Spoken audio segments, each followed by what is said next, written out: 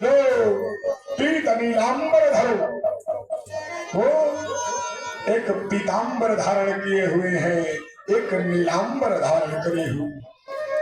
भगवान बलराम के जो वस्त्र हैं वो नीले हैं, वो नीलांबर हैं और गौर वर्ण के हैं भगवान बलराम। और हमारे श्याम सुंदर श्याम वर्ण के हैं, कृष्ण वर्ण के हैं और पीतांबर धारण किए हुए हैं।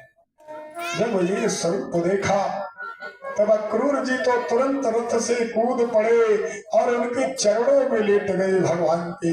भगवान ने तुरंत काका कहकर उठा लिया। ये भगवत की, ये भगवान की पहचान है। यदि आपके भी चरणों में कोई गिरे तो उसे गले से लगाओ, क्योंकि वो गिरता तभी है जब उसको एहसास हो जाता है कि ये सर्व समर्थ है। नृत्य आपके पास तभी आएगा जब आपको प्रभावित करना होगा, या तो अभाव में आएगा या प्रभाव में आएगा या भाव में आएगा। भाव, अभाव और प्रभाव, इन्हीं तीन कारणों से व्यक्ति किसी के पास जाता है, नहीं तो जाने वाला नहीं है। भाव से आया हो तो उसे गले से लगाओ। अभाव में यदि कोई आ जाए तो उसकी यथासंभव मदद करो, बता दो कि भैया हम इतना कर सकते हैं।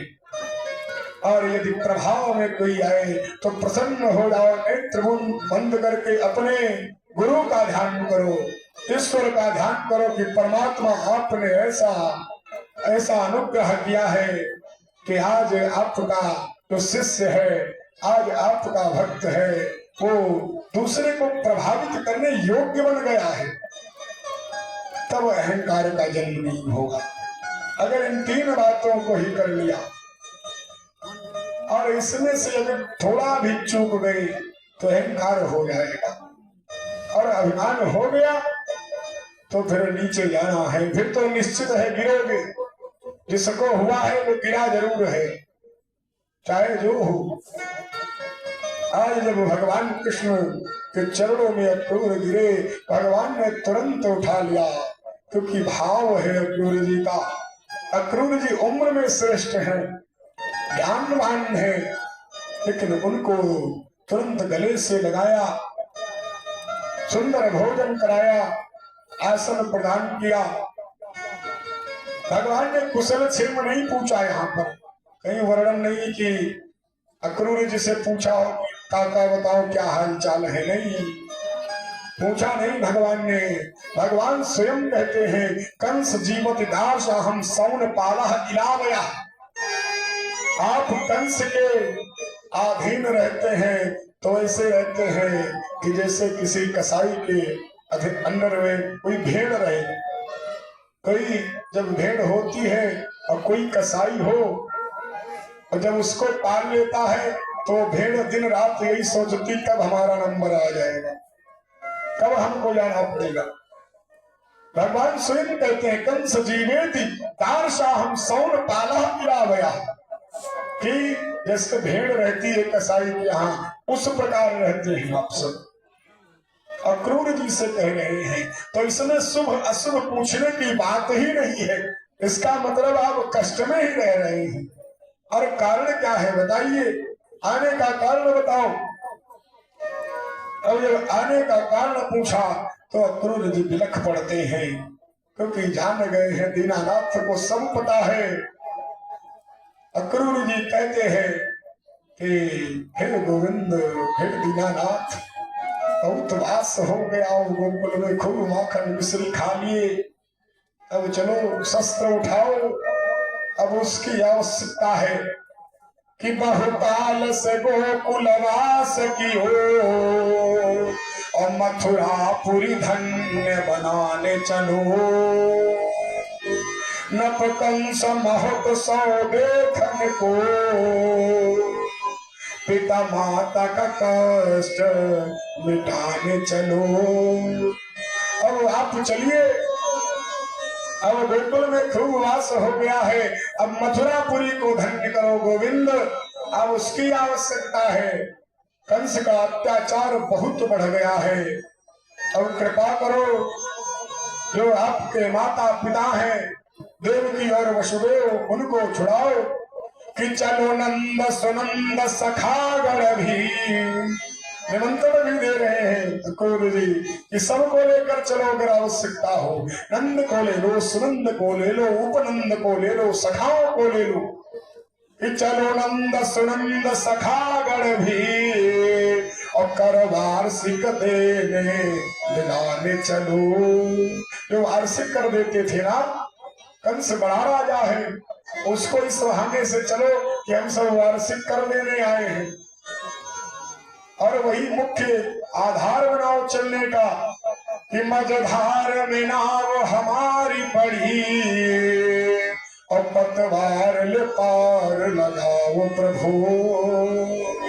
जो नाव है ना वो बीच में फंस गई है, अब ना इधर है ना उधर, कृपा करो थोड़ा बाहर ले चलो नाव को। अक्रूर जी ने जब ये बात कही तो आज हमारे गोविंद ने तुरंत बात मान ली कि हम जरूर चलेंगे। धनुष यज्ञ तो बहाना है वहां पर, सत्य बात तो ये है कि आपको मारने की व्यवस्था है। आज अक्रूर जी रहस्य उद्घाटन कर देते हैं कि आपको मारने की व्यवस्था है।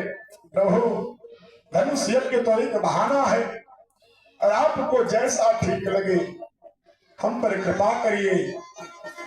आपका आशीष मिल गया। बारंबार ये नहीं कहते कि आप चलना है, नहीं कहते आपका आशीष मिल गया उतना काफी है। परंतु भगवान मानते हैं कि हम चलेंगे और ये भी कहा कि इसको नंद को मत बताना, नंद बाबा को मत बताओ, माता यशोदा को मत बताना। नंद बाबा को तो अक्रूर जी ने ये बताया कि वहां पर धनुष यज्ञ हो रहा है, उसको आप देखने चलिए, ये कहा। ये नहीं कहा कि उसमें आप भाग लीजिए चल के, कहा कि चलिए आप जो धनुष यज्ञ हो रहा है उसका दर्शन करिए। सखाओं को बोल दिया कि दर्शन करिए। और इधर जब ब्रज गोपियों को पता चला कि हमारे कृष्ण जाने वाले हैं, अक्रूर लेने आया है, तब भयंकर भीड़ लग गई है आज नंद बाबा के द्वार पर। प्रातः काल जब द्वार खोला गया नंद भवन का तो एक दो नहीं हजारों लाखों गोपियां, जितनी ब्रज की गोपियां हैं सब द्वार पर खड़ी है। सब यही कहते हैं कि कृष्ण हमको छोड़कर आप मत जाओ। सब कृष्ण को प्रियतम मानती है। माता यशोदा भी व्याकुल है कि हमारा कन्हैया चला जाएगा। और जब ये परंतु वहां पर भेदभाव नहीं है, सब विरह में आतुर है और किसी कारण बस आतुर नहीं है।